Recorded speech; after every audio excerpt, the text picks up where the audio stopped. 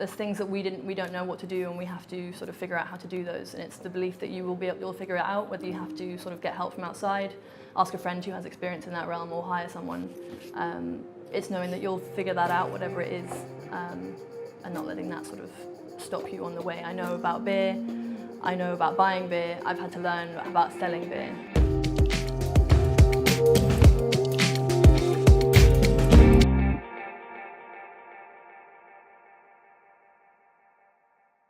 Hello everybody, it's Amadeus, and today I'm sitting with Susie from 7,000 Jars of Beer. And first off, 7,000 Jars of Beer, how did you come up with the name? Well, when we first started thinking about it, I wanted to base it on something. There's loads of like myths, because beer's been around for like thousands and thousands of years. I wanted it to be to do with that, like to do with the history of beer, or to do with some of the like first brewers of beer. So I just started looking around online to see what sort of little cute names there were to do with the history and legends of beer, and found this Egyptian legend that has to do with how 7,000 jars of beer once saved humanity from destruction by an angry goddess. So it's quite a long story, but essentially she was going to destroy everyone, so they dyed 7,000 jars of beer red to look like blood. Where was this at? An Egyptian legend. Egyptian legend. Yeah, so ancient Egypt. So they dyed the beer red, so it's a little bit morbid.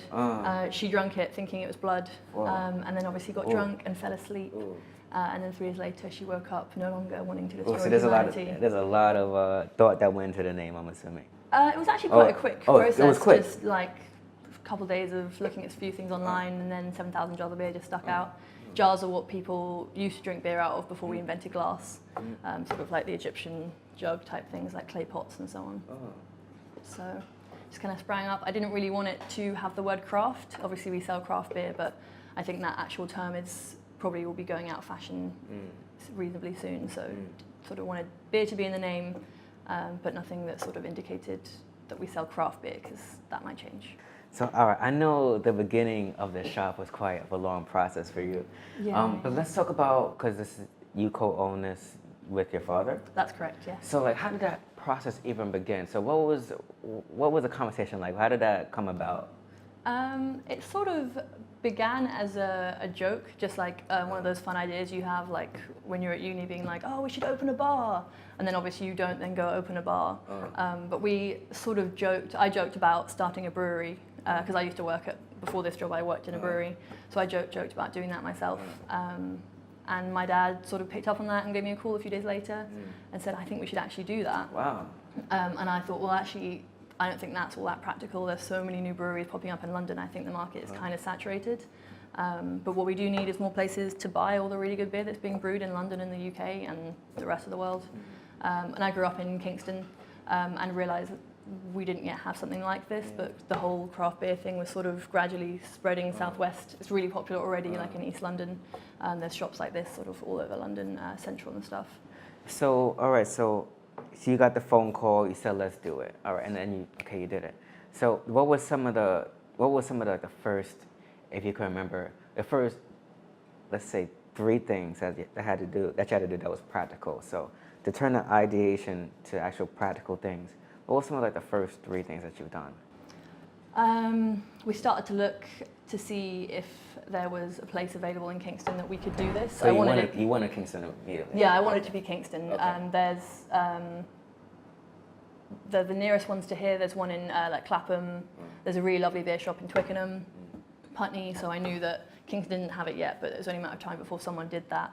And I grew up here, so I have a bit of a soft spot for it. My dad obviously has lived here for the past 30 years as well. So I wanted it to be Kingston, so the first thing was to see if it could be a thing. We probably did things not in the most sensible order. We sort of like chose the name, found the place, started looking at the tenancy agreement and the licensing, and then that's when we started looking at, can we actually do this? Does this make sense for us to do this? Can we actually make money from this business? Is it going to be something that will work? So you kind of jumped the gun. Yeah, we got a bit excited about things and sort of started running, and then we were like, wait a minute, we should probably just... I obviously was going to have to quit my job that I was currently doing to start doing this. I didn't quit YRA. But don't you think that was kind of a good decision? I mean, imagine, because a lot of people have analysis paralysis, where they immediately start thinking, okay, can we do this, can we not do this? And they don't really take the jump. So I actually think that was like, quite cool. Just Yeah, I took guess we massive sort of took the action. jump, and then halfway through the fall, we were like, have we got Oh, parachute kind of thing. It was a Yeah, bit like yeah, that, yeah. which was a fun way of doing things. Quite scary once we realised what we'd done, but we hadn't yet we didn't want to take any big steps before we knew, like, is this actually a feasible thing to do? So what made you confident that you can actually start the business? The fact that craft beer is getting to be such a big movement recently. It started, like 15, 20 years ago before I even started drinking. But it's hitting London and hitting the UK in a big way, and it has been for like 5, 10 years at least. So it was just knowing that that's something that people start to really care about. There's a whole like artisanal movement. People want to know where the food and drink they're eating, consuming is coming from. They want organic things. They want things made by small manufacturers instead of massive factories halfway across the world where they can't imagine what it's like over there. So like now I'm coming into, so you just said craft beer is becoming very popular. So now I walk into Kingston, I come in the shop, I see 7,000 jars of beer. What separates this shop from like the other craft beer stores or something? What's something that you provide here that you think the other stores are kind of lacking, or that you kind of differentiated yourself from? To be honest, compared to other craft beer stores, I think we're all doing something that's pretty cool. As a movement, I think we're separated from the other ways that people are able to buy alcohol. So like the supermarkets, you can go in, there's a huge selection, but it doesn't necessarily, no one has put that much thought into regularly thinking of, well, not necessarily, I don't know exactly how the buying processes go, but they don't put sort of weekly effort into getting new and exciting things in. There's new releases going on every week. Brewers are doing sort of pushing the boundaries and doing new weird stuff with beer sort of every week and releasing things, and those, you can't get those special releases in the supermarkets. Gotcha. It says on your website, on your about page, it says that you tested out a lot of the products. Yeah, So we have to. A lot or all of it? Or most of it? When we first opened, between me and my assistant manager, we tried pretty much everything we had on the shelves. But the beers that are available change so often, it's impossible for 1 or 2 people to drink all that beer. Whenever we have something new in that we haven't tried that kind of thing before, or something with that brewery, we try it sort of between the team. There's 2 or 3 of us. But I wouldn't stock things from a brewery that I hadn't tried one of their stuff before. If they had a new pale come out, if I've tried one of their other beers, I know it's going to be... That's really cool, because I like that you're paying attention to, okay, this is your shop, right? So you actually want to know the product. And like a lot of people, maybe some people, they want to own a shop. They don't really know the product. They think it's good, they just bring it in. So it's, when I saw that you was actually testing out the products and saying, I want this to my shop, I want to know what's good product. So I really admire that. Yeah, well, you can't put something on the shelf not having faith that it's going to be good and what the customer wants. I wouldn't be happy to recommend something to someone if I didn't know that they were going to get home and drink it and say, oh yeah, actually this is what she said it would be. Yeah, so it's good that you know your products. So also, you know your products from a consumer standpoint. Do you manage your products on, okay, like what's actually selling? Okay, this isn't selling, or do you have a manager? Yeah, we make sure we pay attention to that. Okay. I'm probably a little bit like a kid in a candy store in that I do order a lot of the stuff because it's what I like drinking. But I'm really enjoying stouts and I'm really enjoying sours at the moment, which are sort of not the most popular things. It's IPAs and pales, really hoppy stuff that's really popular. So I make sure to get a lot of that stuff in, but also sometimes when I see something on the list, it's like raspberry lactose sour, that's like something I'm really enjoying right now. So I probably have more of that stuff on the shelves than it makes sense to. So how you differentiate, okay, well, this is what you like versus this is what the customer likes? How do you know? Do you have like a system where you can say, okay, this product, customers aren't really liking this product? Yeah, well, our reporting system, like our till system and stock system, is quite advanced, so it can tell us how long this thing has been on the shelf for, and how many IPAs we sold today or last week, as opposed to how many stouts or barley wines, kind of thing. IPAs, I don't know what that means, but I want to continue going. So sourcing the beer, so how do you actually find these? Are you buying from wholesale or individual companies, or how are you actually finding? It's a mixture of those things. Okay. So we stock, probably a quarter of my stock is from London-based breweries, local stuff, either from like Kingston, Surbiton, or from London. In those cases, I can go direct, and I go direct with the brewery, and I can order like fresh stuff in every week. And then the stuff from further away, from either up north or from Belgium or the States, or New Zealand, that obviously I do have to go through distributor, because to go direct I'd have to buy 20 times more than I could possibly either store or sell before it goes out of date. So it's a mixture of the two. I really want to get into the center of you and you know, your philosophies about being an owner, a co-owner. And so what is something that you believe is, what is one of the main beliefs that you have that you think it's necessary to be a very successful owner, co-owner? What's one of the main beliefs that you have? I guess you have to be, well, first of all, we're not there yet. Okay. I wouldn't, we've not been going a year yet, and it does for retail businesses, it can take a few years to sort of pick up and run. So I'm not necessarily in the position to be saying that I think you are. I think you are. There's a lot of people who are still in the ideation phase. I guess a lot of it is believing that you can do it even if you don't really know what you're doing in that realm. We found that there's a lot of things, a lot of areas, with obviously as a self-employed person, you sort of aware of many hats. So I'm having to sort of learn about how various HR aspects, which I've never obviously worked in HR, employing someone. So there's things that we don't know what to do, and we have to sort of figure out how to do those. And it's the belief that you'll figure it out, whether you have to sort of get help from outside, ask a friend who has experience in that realm, or hire someone. It's knowing that you'll figure that out, whatever it is, and not letting that sort of stop you on the way. I know about beer.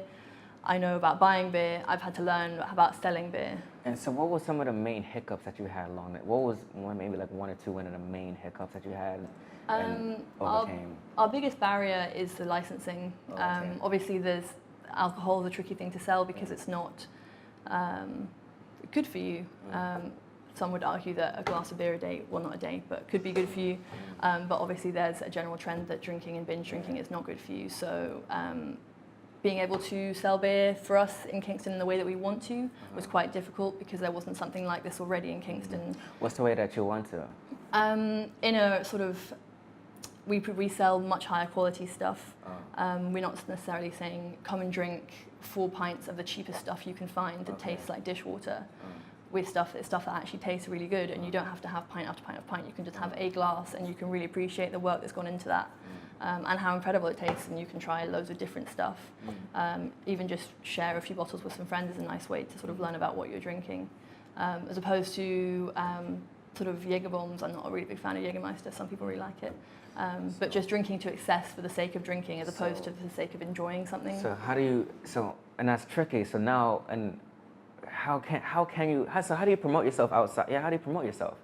Because I assume if licensing is a problem, because some of the I wouldn't say some of the like, you know, of course, advertising beer, it can be a little bit tricky getting licensing and whatnot. You know, you don't want to send the wrong messages. No, of course so not. How do you promote yourself then? Word of mouth actually has been the most successful thing for us.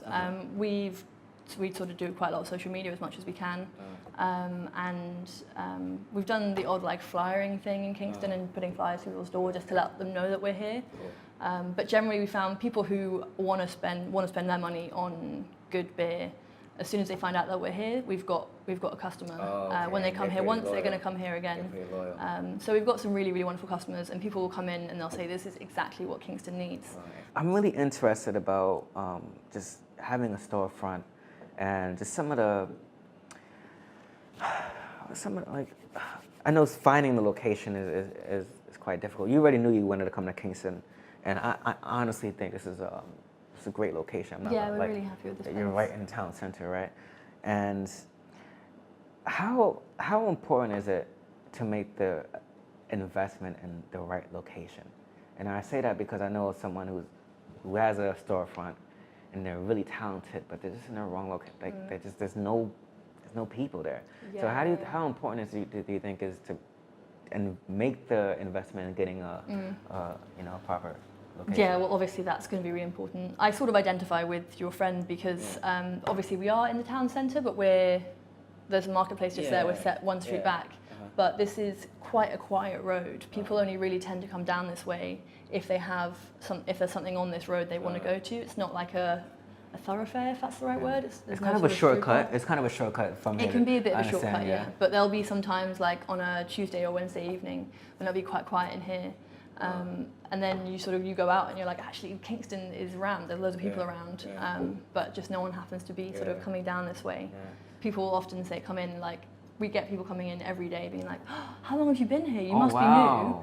And we say, oh, we've been here 9 months. And they're like, what? Like, I feel like I pass you guys every day. But people are just sort of can be oblivious to things. So unless you are like shouting and screaming, like, we're over here, we're over here. So you're in a good location. It's just you are 1 block away from. Yeah, we did look at a place on the marketplace, but the rent was obviously, sorry, that's the landline. Apologies. So it's a good phone call. Do you want to wait till that's over? Want to take that? No, it's fine, don't worry. Oh, it's just some nice jazz music. I always find it hard to not just dance to this instead of answering the phone. So you run this, you co-run this with your father, correct? Mm-hmm. Yeah. So what's the decision making like? How does the decision making process goes, or? It depends what the decision is about. If it's about something quite big that will affect the business for a long time, then me and my dad will always sort of confer. If it's about a decision about should we sell this beer or should I get this new book in to sell, then it's no problem for me to make that decision myself. We sort of just take it as it comes. If there's something we think the other person would either want to have input on or would want to raise some concerns or anything, then we bring it up with each other. So we've never sort of pinned down an official, like, we should always talk to us about this, but it's just kind of become clear what the other person wants to know. And do you think you can do this with any, all right, the question is, all right, because, I have family and it's friends, do you think having a business partner that's really close to your family member, this might be an obvious question, but I just want to know, having a family member, running this with a family member is better than running this with like another partner, like a friend or maybe an outside partner? What's some of the benefits of running this with a family member as opposed to probably running it with, maybe another friend, a mate, a pub, or, sorry? There's obviously benefits and I guess like pros and cons to doing either way. One of the really lovely things is obviously I've known my dad a really long time, my entire life. So we know each other really well. We know what each other are good at, and we know how we might feel about certain things. We know we've always been quite good as a team, me and my dad. Like when I was younger, just like building IKEA furniture or doing something like that. We've always really enjoyed working together in that way, or even just like tackling my maths homework. We were always a really good team, and he was always really good at helping me understand and learn and figure things out. So that's been a really cool. He knows how my brain works. That's been a really cool part of the whole adventure. But I guess, and there's the other part is that it's hard to, if either one of us has a problem with something the other one's done, it's difficult to sort of bring that up and not let it turn into more of like a family argument as opposed to a business. So business does kind of integrate into the family matters. Yeah. And we find like my mum and my sister also live in the area, so we see them quite a lot. So if we're out to dinner as a family, it's really hard to not start talking about shop the business stuff. But obviously that's not something they have interest in, or they do. They hear about it a lot and they're really helpful. But I guess it's hard to not let the family stuff come into shop stuff and not let shop stuff come into family stuff. It's a family business. But it's got to, I mean, that's just... I understand. I mean, I think, as when you're really passionate about, like, this is, like, you're self-employed, this is your life. Like, it's not something you clock in, clock out of. So. I don't really think about it as a job, like it's not a 9 to 5 thing. It's something that I'm continually thinking about.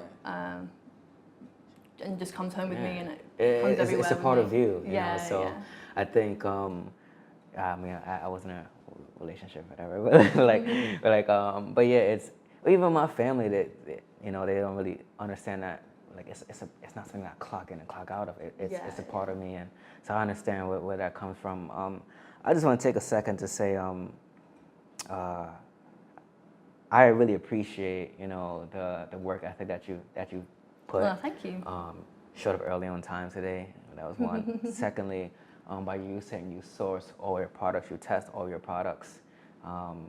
I admire that. Just putting up any type of product from the name of the name and then researching it. The fact that I'm really just kind of just sharing my thoughts with you. Yeah, that's cool. What was it? You had an idea, you took action right away, then you thought about the other stuff later, right? I admire those things. Those are like really headstrong qualities. what do you think are the 3 qualities or traits that you have or that you think is necessary, to, I know you said you're not successful there yet, but what do you think are some or 3 traits that are necessary to get your business up and running and keep it running within a year or 2? I don't know. So getting excited is such a main thing, which is also linked to the second one, which I guess is keeping motivated, which I've always found quite a hard thing to do. It's much easier when it's something that you care a lot about. When it's a job that you've been hired to do, it's hard to sort of continually care and even when I just see a bottle out of line, you fix it and without even thinking about it. Whereas obviously employees might not necessarily, they'll be like, oh, it's actually fine there. It's doing the job it needs to do. Whereas obviously every part of the job I'm responsible for. Yeah. So yeah, keeping motivated and getting up on your day off and just sitting at the computer and working for the day instead of lazing or going out or whatever, doing nothing for the day. I haven't had a chill day for a while. I do miss those. And then the third thing, I probably just put excited there again. Is so important. I can't let you escape it. I need one more. You said excitement, motivation, and what do you think is that last key? And actually, I guess it sounds maybe a bit cheesy, but self-care is still really an important thing to do as well. Not to let yourself, no matter how much you care, no matter how motivated you are, not to let your care for yourself fall by the wayside and not put too much of the business ahead of you as a person and your relationship. How did you learn that, or what are some things you do to make sure you're taking care of yourself? I try and give myself at least an hour a day to do something that I want to do, whether that's just exercise. I'm really into yoga. I found that's really helped this year, just to sort of keep a bit mellow, or even just watching something on TV. It's just to have that hour to yourself. To really decompress. Yeah, it's important. Well, listen, thank you Thank you so much for the interview. And I must say I haven't, spoken to your dad full-blown conversation, but I give my regards to him. Yeah, I certainly will do. It's a pleasure to see a father and a daughter working together, and it's inspiring, really. Oh, well, thanks very much. And inspiring. So thank you so much. That's Appreciate it. 7,000 jars of beer. Website is below. Thanks for watching, and I'll see you guys in the next video.